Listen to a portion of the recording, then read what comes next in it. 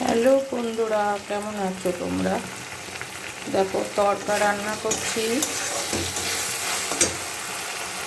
এই ডিমটা ভেজে রেখেছি, ডালটা ভিজিয়ে রেখেছিলাম, এই যে সেদ্ধ করে নিয়েছি। এখানে সাদা তেল দিয়েছি আর একটু ঘি দিয়েছি, লঙ্কা কুচি, রসুন কুচি আর পেঁয়াজ কুচি দিয়েছি, আদা কুচি দিয়েছি আর টমেটো কুচি দিয়েছি।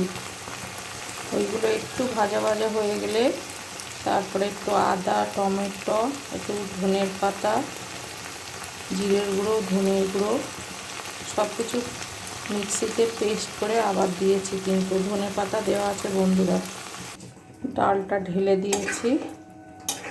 তার মধ্যে একটা কথা বন্ধুরা, একটু চিনি দিয়েছি, তোমরা ইচ্ছে হলে দেবে, ডাল বলে আমি দিয়েছি। একটু হলুদ দিয়েছি।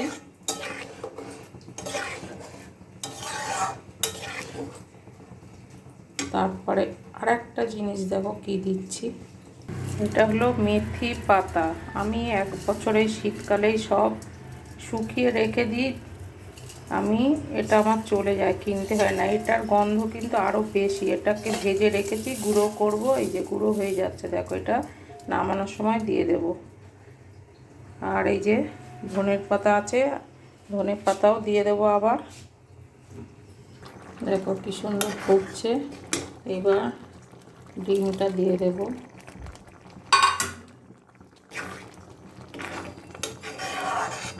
গরম মশলা একটু দেবে।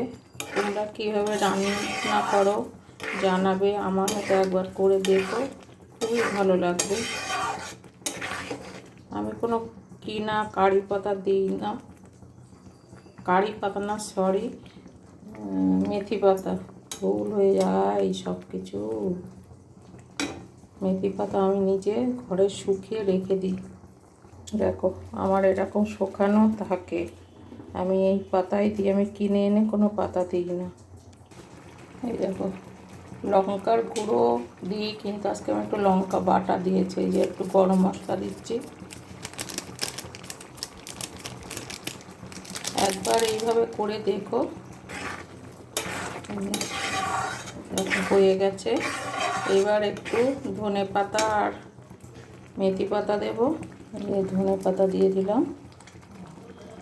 এই যে দেখো, এটাকে একদম গুঁড়ো করে মেথি পাতা দিয়ে দিলাম। ব্যাস, আমার রান্না কমপ্লিট হয়ে গেল। একটু ফুটবে আর একটু ঘি দিয়ে নামিয়ে দেবো। আমি সর্ষের তেল দিয়ে করি না, অনেক আগে ডালডা দিয়ে করতাম, কিন্তু ডালডা খাওয়াতেও ভালো না, ওই জন্য সাদা তেল দিয়ে করি। একদিন চর্বি দিয়ে করে তোমাদের দেখাবো, মটনের চর্বি। এবার একটু এই দেখো ঘি, দেশি ঘি, বুঝতে পেরেছো?